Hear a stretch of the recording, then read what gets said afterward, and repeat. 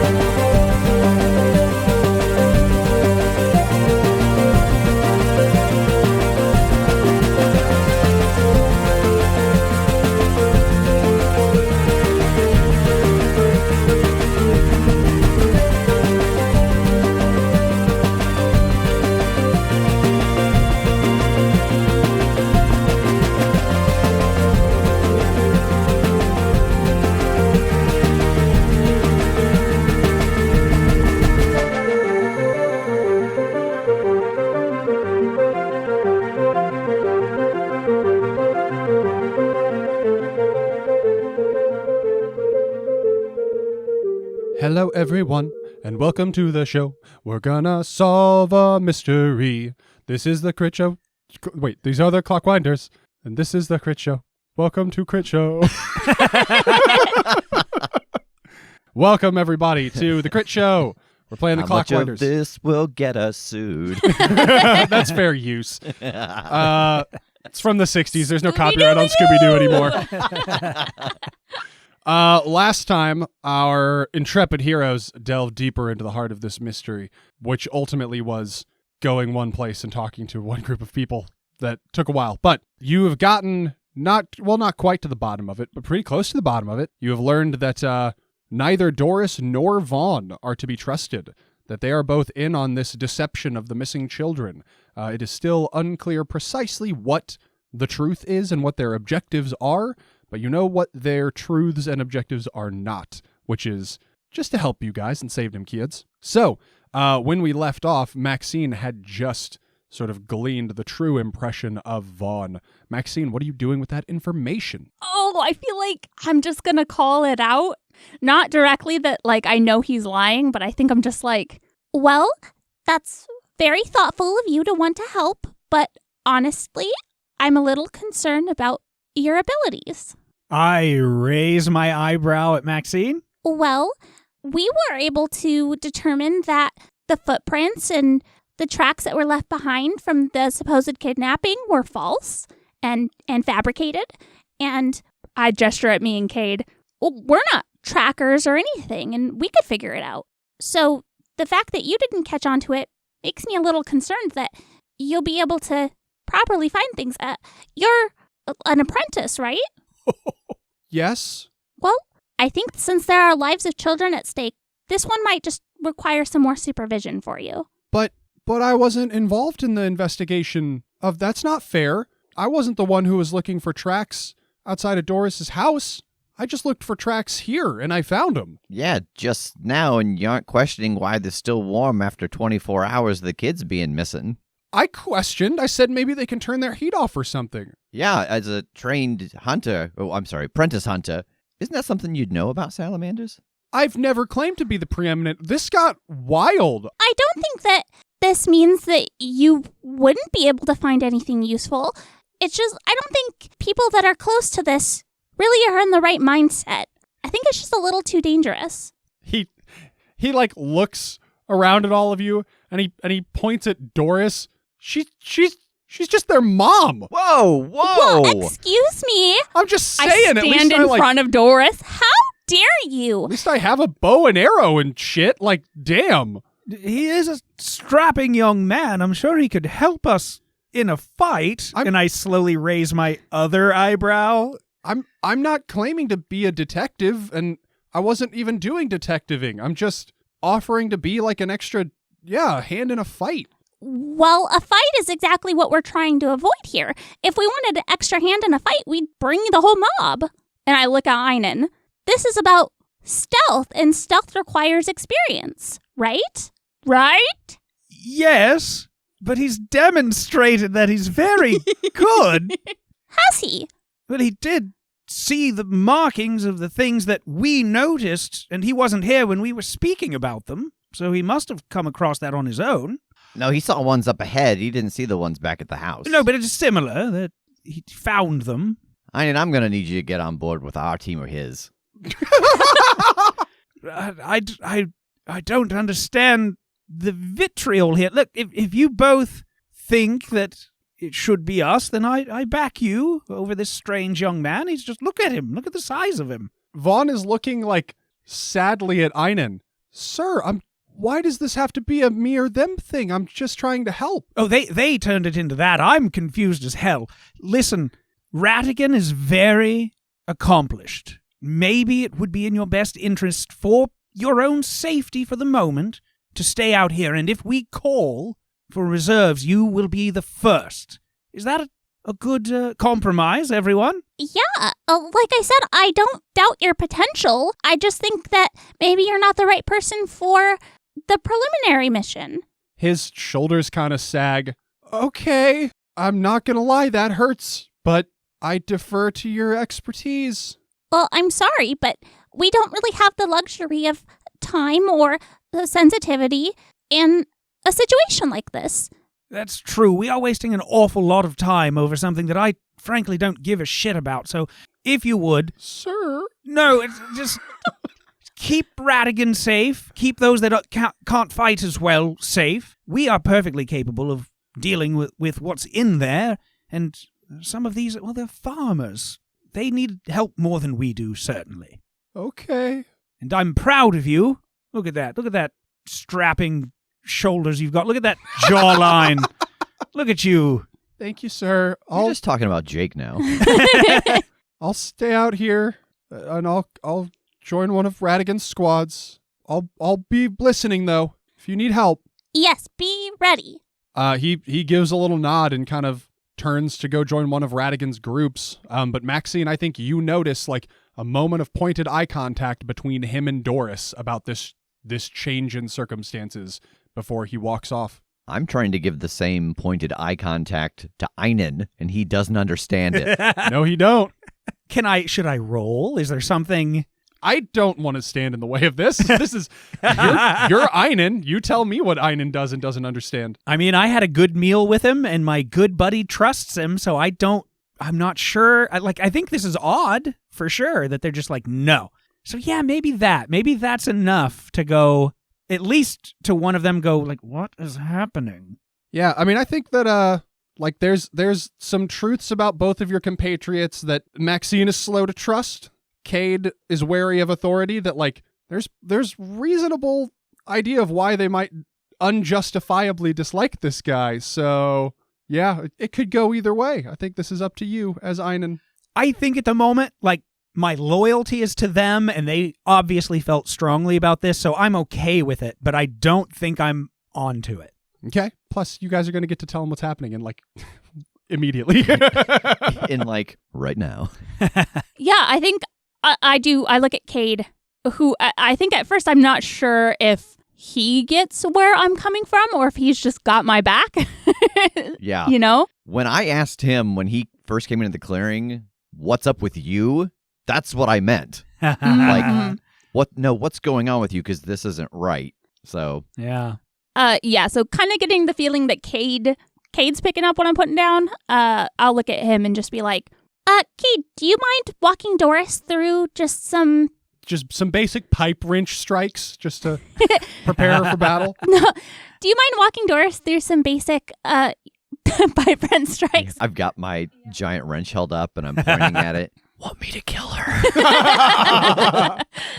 No, just some basic stealth tactics, I guess. Just some things to keep in mind as we get closer to not draw attention to our party. Yeah, sure. Don't you think I should teach her and the stealth No, he's a burglar. You definitely have Einon, parts I of think the, I need your help over here looking through all of the stuff in my backpack, figuring out, which of these trigonometry books would really help us the most when we get over here. Yeah, there's something in there that she doesn't seem to understand. All right. Einon. Yes. He's in on it too. No. Yeah. No. Yeah, he should have picked up on this. They kept giving each other looks like they had a plan and we've disrupted their plan, and I don't know what he's going to try to do, but I thought it best not to have them together. Oh, he was so nice. And Keen trusted him. Oh, I hope Keen's not in on it. Who's Keen? A friend. Don't worry about it. Give me just a moment. Okay. And I walk over to Ratigan and just kind of pull him aside enough to whisper in his ear, keep Vaughn with your group, and if he tries to slip away, knock him out, sleep or hold, whatever you like. He grunts, and you see him throw a very subtle look in Vaughn's direction, but he kind of just continues what he was doing as if this interaction never happened. Thank you. All right. Shall we then? Let's. Doris, are you ready? Yes. Great. Let's get to the movement core. I'll start leading the way.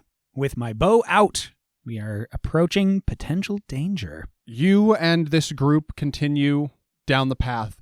Ratigan and his contingents follow along, getting closer to the forges still so that they will be able to spread out and search the grounds around them. And the woods start to get a little bit sparser. They start to open up into a hillier area. The hills grow steeper and more severe as you go along, until you crest one of them and see ahead of you the entrance to the Hilogi Forges. They are built into the highest set of these hills that you can see. You know that the forges themselves are below ground, but there are grounds out here. There is a perimeter wall of stone with towers on the front left and right corners. There is a grand set of gates that look like they were carved and metalworked by incredible artisans. Unfortunately, all of that is in terrible condition. It is all overgrown. The towers are cracked and somewhat crumbling. The gates, one side is hanging off of the hinges askew and wrapped in vines. It is clear that these have not been in function for an extremely long time. You can see the hints of how grand they must once have been, though. And once you lay eyes on the gates, Ratigan gives sort of a commanding grunt, and the groups he has broken his people up into split off, and they start making their way to your left and to your right down the hill, fanning out to start searching the grounds. And he looks at you, Einon, and he gives you a nod before following one of these groups off. And your path down the hill towards the gates is open. Well, front door it is. Okay, but don't forget what I was saying about the visitor hall being kind of an ambush spot for the salamanders. They like to hide in the shadows and sneak up on anybody who comes through. All right. We shall do our best to slink through and or avoid that entirely if possible. We'll just have to see the layout as we approach.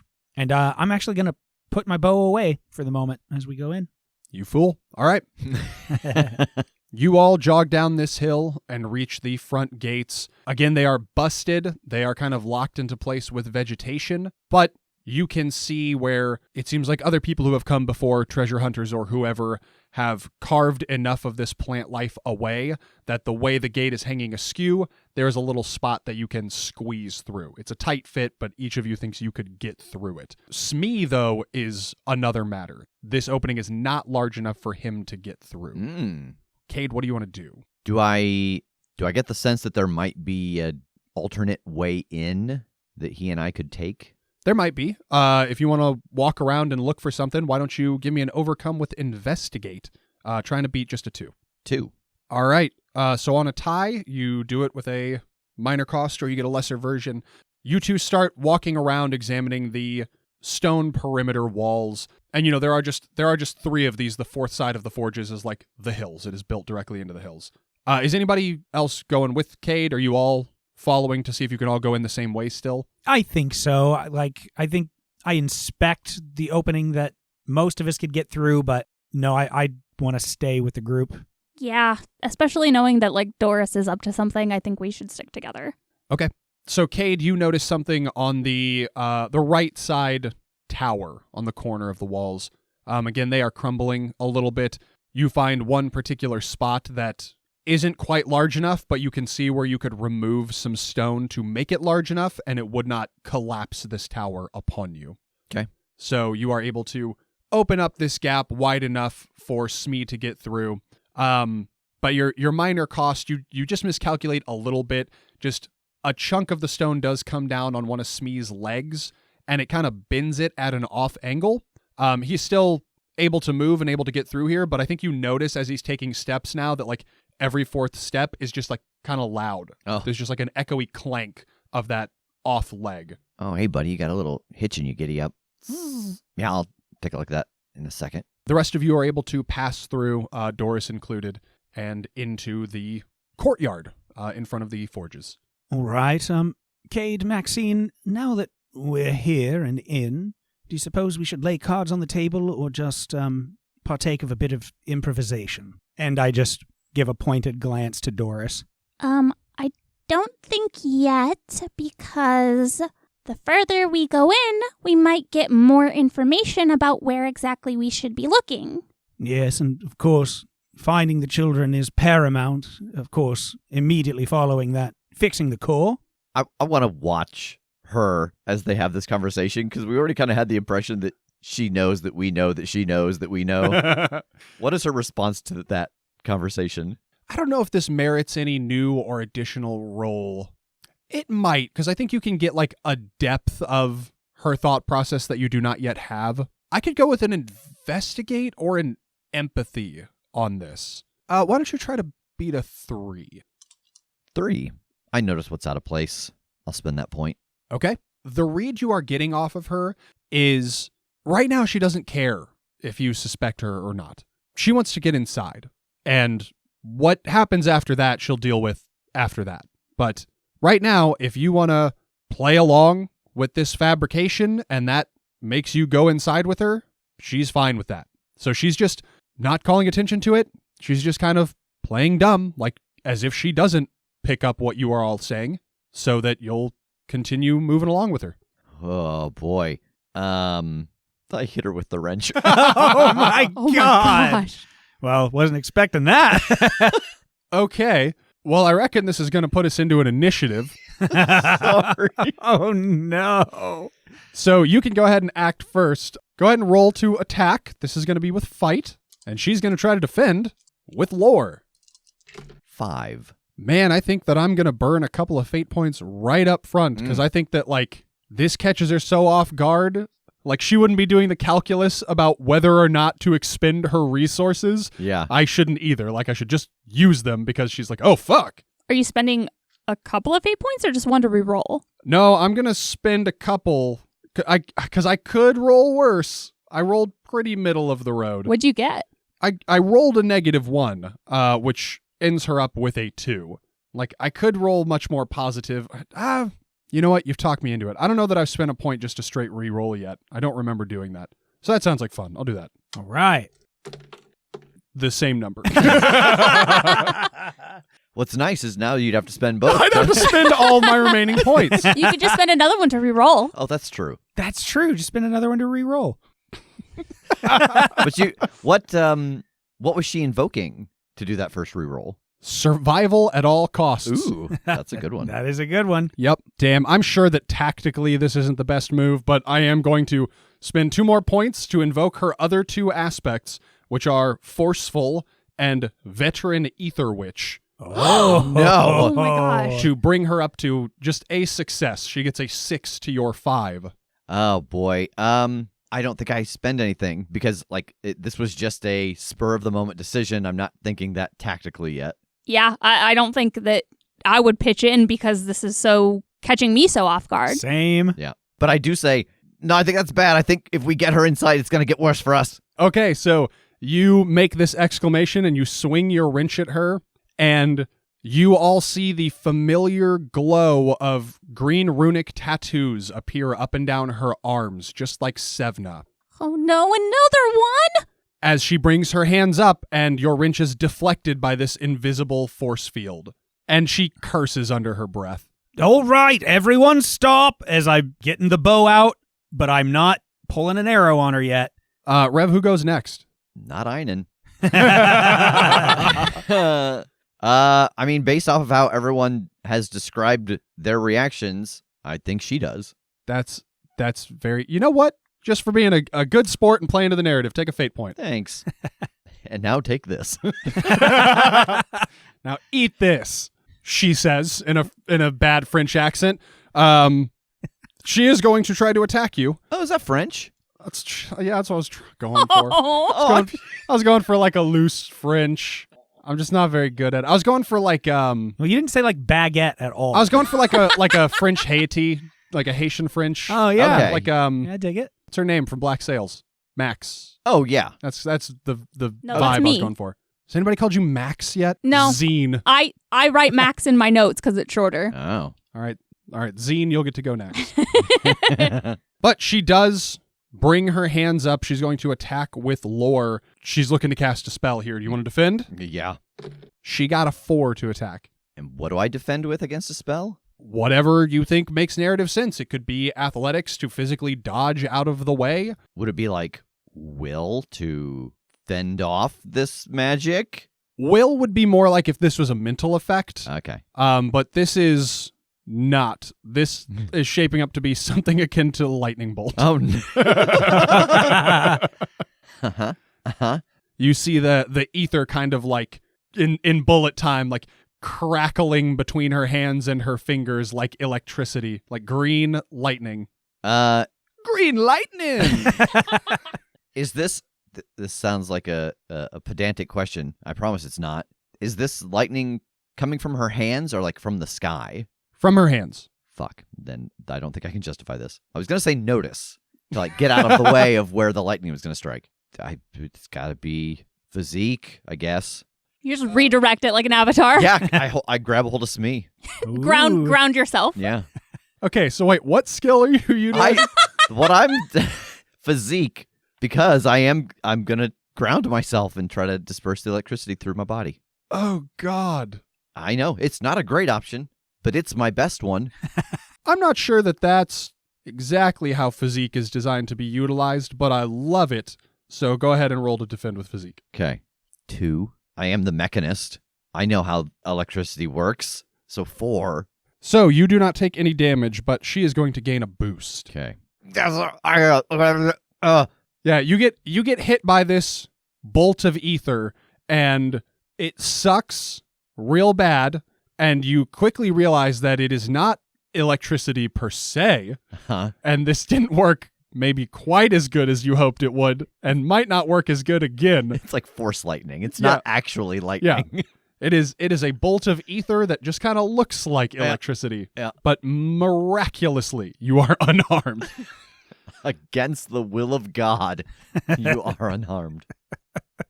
All right, I'm going to say that Maxine gets to go next. I think all this ether in the air and seeing Kade get hit with lightning, I think I just back up against the wall and let this like fear and shock overtake me.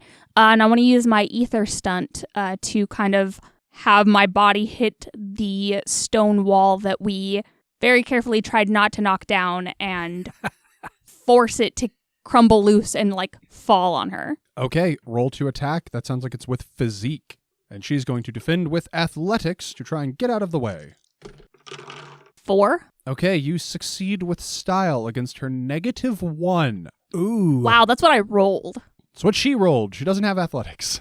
And I think I'm going to take hungry for this one. I think it drains me in a way that's like we've been running to catch up with this mob and then like trying to sneak in here, and it's like used a lot of the energy that I had already, and this just pushed it a little further that like suddenly I'm starving. Okay, and do you want to just do your damage, which is 5, or do you want to reduce that by 1 and gain a boost? Oh, I should take a boost.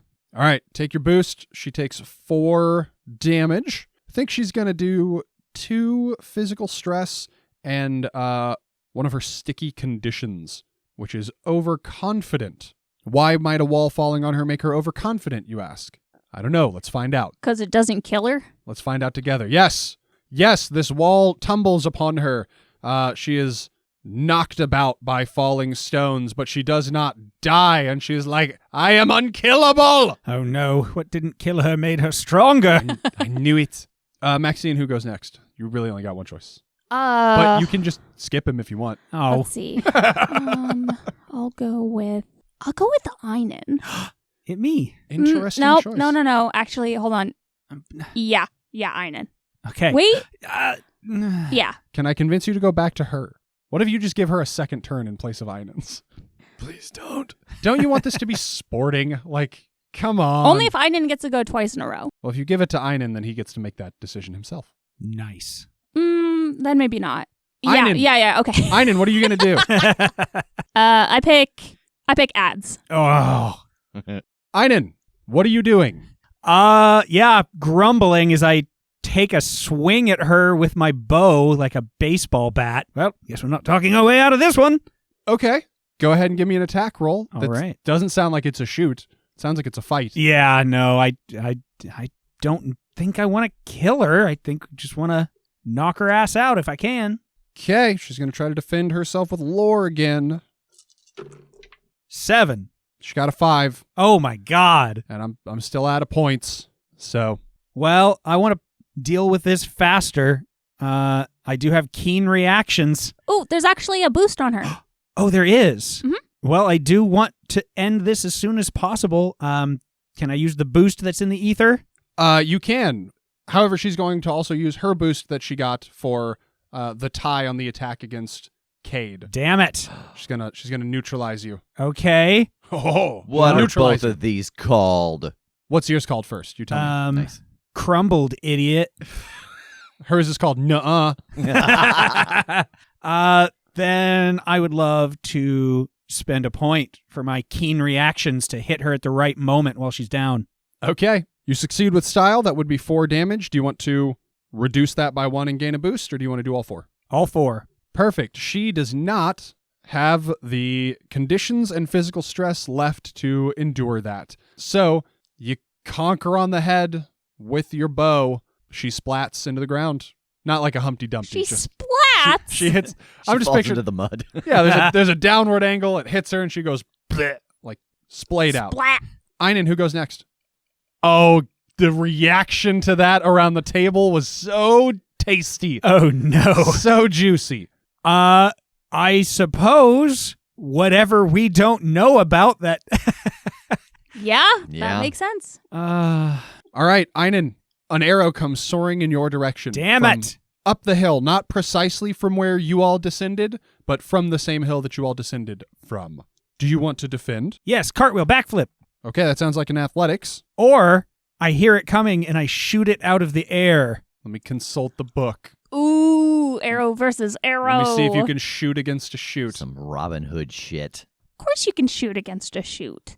That happened in cowboy times all the time. All the time. Haven't you seen Wanted? Quote, shoot is unique in that it doesn't really have a defense component to it. You'd use athletics for that. Unless shooting another missile out of the air with your own missile. You forgot the small text there. Read a little further. No, I'm okay with athletics. Can we justify a shoot against a shoot in this specific situation because we already knew this guy was onto us and wanted to hurt us? It's a superhuman feat. Yeah. It feels like you should need to roll more than a 3 to That's shoot an arrow out of the sky. What if, narratively, I try this, but I still roll with athletics? Sure. Dope. Whatever flavor you want that to be. Whatever moves this along. Look, I love the idea of it. I just want you to lose, is all. Okay, I'll even defer this far. I don't shoot it out of the air. I bat it out of the air with the bow. Just fucking roll. I catch it with my bare hand. I catch it in my teeth. I spin and I spit it back at him. I catch it between my butt cheeks. I do a handstand and I catch it between my butt cheeks. I do a flip so you can catch it and throw it back. Yeah. Oh, yeah. Yeah, absolutely. Roll physique. Okay. You know what? Don't even roll. You do it. Don't even roll. Rule of cool, baby. What am I trying to beat here? A 3. I would love. God, do I re-roll What'd you get? a -2? Well, overall a 2. Overall a 2. I rolled a -2.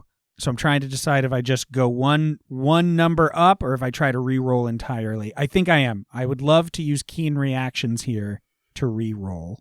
Okay. I'm taking the gamble. Exact same roll. Literally exact. Shit. I think I'm just gonna let this one hit. Okay. So that you had a a 2 in toto? Yep. All right, so take 1 point of damage in some form, physical or condition. Okay. It's mental. He's just really embarrassed that this happened. Yeah. As you look up the hill and see Vaughn. What? What? Vaughn has betrayed you. He is standing up there holding his bow aloft, ready to combat you all. Ratigan did not do what I told him. He's probably dead. That might be why. I think, honestly, Einon, you probably do notice that he's got blood on his hands already. No! No, yeah, he does. Not my silky chocolate boy. But now we know where his chocolate's hidden and we can have it for ourselves. And you can have his house. Oh, yeah.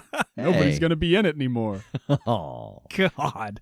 Cade, I'm going to say you go next. I want to try to create an advantage. Kade starts throwing stones at the leaves above him, like in the tree, like trying to get leaves to fall down so that they might obscure his vision. Ooh, okay. I think this is with shoot. Okay. All right, so this sounds like it's creating a new situation aspect. You're not really taking advantage of one that's already here. Yeah. Changing the circumstances of that tree. Are you trying to attach this to him or just to the environment? What's the difference? If you attach it to him, he can't really utilize it in his own favor. Like it is just something that is hurting him or obscuring him. If you just attach it to the environment, it's just kind of a truth about the area you're all in. Like, in this example of shooting leaves, like if you attached it to the environment, I think he could probably use it to like obfuscate his escape or something like that. But if you attach it to him, I think it's like, it might be the difference between an environment aspect that you call leaf cover or a aspect on him that you call blinded by leaves or something like that. Okay. Yeah. I think the environment makes sense, like in this situation, because if he was like to move, I don't think the leaves would like continue to to target his eyes. Target him, yeah. Like magnets. Yeah. Okay. Then he does not get to defend. So I don't think this is exceedingly hard. I think most of it is it's a long throw. I think I'm gonna have you try to beat a 3. This sounds like a shoot to me. Like you're using a ranged weapon essentially. Yeah. So go ahead and roll to create an advantage. 5. Nice. All right. You create this situation aspect. What do we want to call this? Blinded by the leaves. But you have to sing it like blinded by the light. Leaf thrower instead of blower. Nailed it. Write it down. Go Yeah. ahead. Leaf party. Leaf party. Okay. Leaf the party early. You get leaf party with 1 free invoke. Who goes next? Maxine. I think I see Einon get hit by an arrow and I just hit the ground and like put my hands over my head and I just start yelling, "Oh my God, what is this? What's happening?" It's bloody Vaughn. Oh, that makes sense. Oh, I see him. Oh, no, you mean literally. Yes. Literally bloody. Oh, gosh. Okay. It's not what I meant, but yes. I want to crawl over to Doris's body and check her pockets. I'm just thinking maybe like if she had a plan going in here, maybe there's some sort of information. Yeah, you find a journal page and written at the top in pencil, Oh my it says God. the betrayal I plan. don't need your sass right now. I need fucking answers, okay? You don't find anything quite so clear cut. There are no like writings on her. You do find that in one of those leather pouches she has around her belt, there is a small hidden compartment that seems to contain what appear to be like reagents, things that she might need as material components for certain ether spells. All right, yeah. I'll take those components and I'll like stand up and like lift her up with me and I'll just yell out like, Stop shooting us or we'll kill your friend, partner, conspirator, girlfriend? Oh my goodness. Okay. Is that true? No. Okay, then it seems like it's going to be a deceive roll. It's not an attack because it's not doing harm. Are you attempting to create an advantage? Yeah, I mean, I'm trying to kind of trip him up, and I'm either trying to trip him up or to gauge how invested he is in this partnership. Okay. Are you trying to create a new situation aspect or take advantage of an aspect that's already in place? Does he have a current aspect that would apply to this situation? He does. Yeah, then I'll do that. Okay. And are you trying to attach this to him as opposed to the environment? Yes. Okay. So go ahead and roll to create an advantage with Deceive. He is going to try to defend against it, but this could reveal one of his aspects and get you some invokes on it. 3. Okay. He tries to resist. He tries to defend with investigate to determine if he thinks you're being honest, but he only gets a 1. Nice. So you are successful. So the aspect that you reveal of him is overly cautious, and you will get 1 free invoke to use that against him. So as you shout this out, you see him hesitate. He kind of lowers his bow arm. He's looking around like he's trying to size you up, but he is too nervous to take the next shot. He seems like he's not willing to risk that. Yeah, I look at Kade and Einon. I think he's second guessing. And I will throw the initiative to Einon. I draw an arrow. Did you kill anyone, boy? No. I imagine I don't believe him.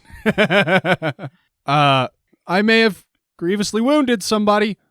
Einon's like, I had lunch with him and he seemed perfectly nice, so I believe him. I sigh and shoot. All right, he does a flip and he catches it between his butt cheeks and he throws it back at you. And he says, I learned from the best, sir. Well done. Okay, give me an attack roll with shoot. And he's going to defend with shoot and shoot your arrow out of the air. Oh, I'm going to let him do shit. all the things I don't let you do. Oh, no. He's my favorite. precious NPC. He tries to defend with athletics. He tries to jump out of the way. Yeah? What's he get? What'd you get?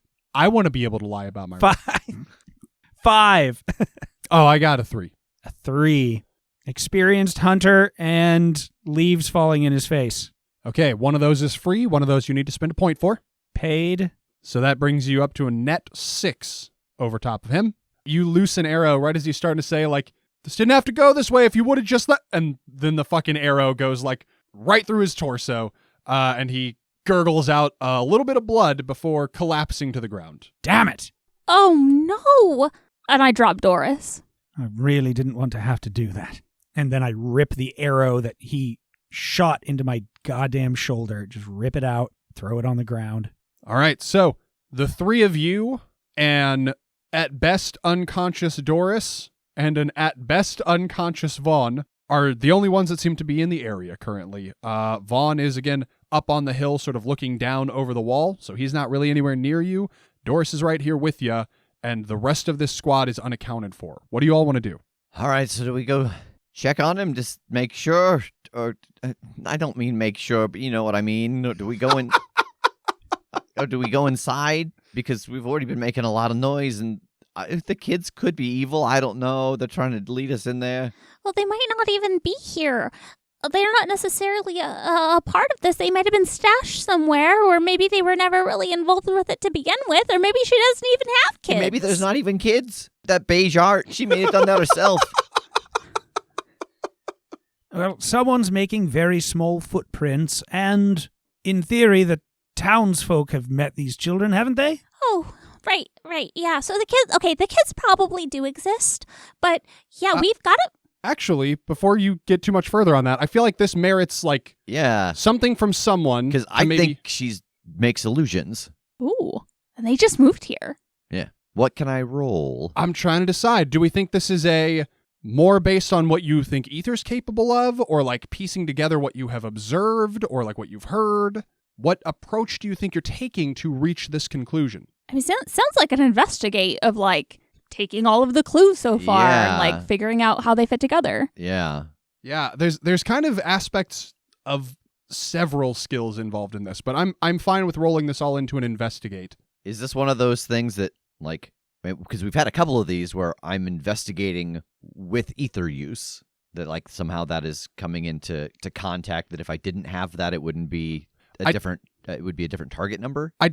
Oh, okay. Yeah, I don't think ether use itself is going to come into play here, that skill. I could see investigate, I could see lore, I could even see like notice.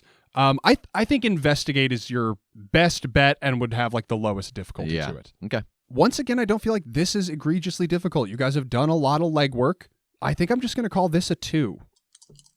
6. Hell yeah. 6. Okay, so you will gain a boost off of this. Okay. You think back to the descriptions you've heard, Gully Vane's account of her children, what you saw in the house.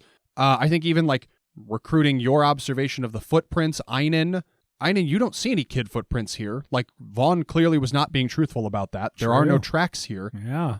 Yeah, these kids don't fucking exist.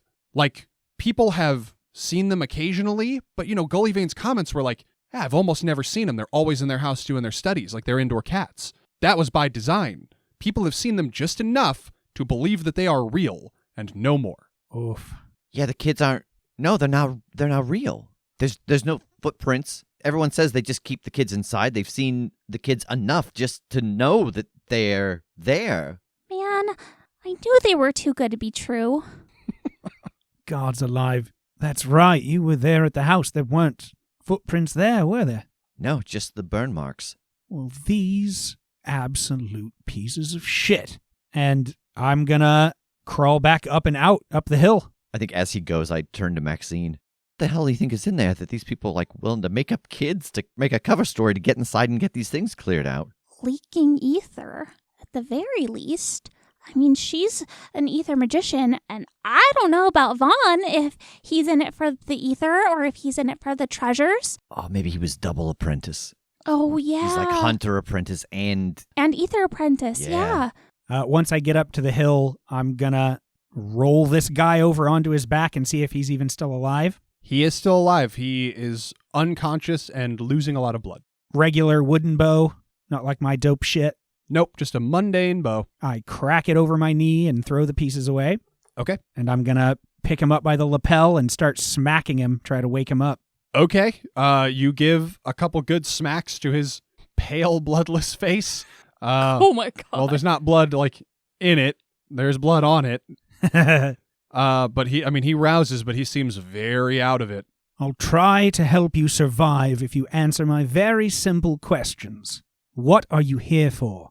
Oh, I think this is playing to his overly cautious nature. I don't think he's willing to risk dying if he thinks that there's a way to live. He gasps out, the quartz in the core. We're supposed to take it to Sevna. And that is where we will leave it at. I knew this it! time round. Oh, man. Thank you, everybody. Has an apprentice. Always two there are. But there's three now. Always three there are. Oh, God. Thank you, everybody, for joining us for another episode of The Crit Show. If you're interested in more information about the Clockwinders or the Fate RPG system, you can find that information in the episode notes. If you would like to see any of the other stuff that we have made, check out our Patreon, patreon.com/The Crit Show. We got... I'm just estimating here, but I'm gonna say 6 billion hours worth of additional material. More or less. Yeah, I might be a little off on that one. Give or take 5,999,000,000. Mm-hmm. And change. There's hundreds. There's hundreds is what I'm trying to get at. And thank you once again for joining us for another week. Tune in next time for another episode, another adventure. Another mystery, probably not another mystery yet, of the Clockwinders. Everybody, say goodbye. Bye-bye. Bye.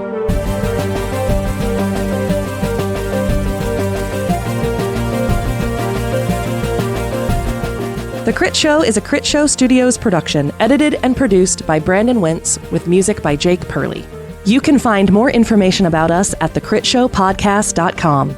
To keep up to date with upcoming live shows, contests, and other special events, follow us at The Crit Show on Facebook, Instagram, and Twitter. For even more weekly content, join us at patreon.com/thecritShow.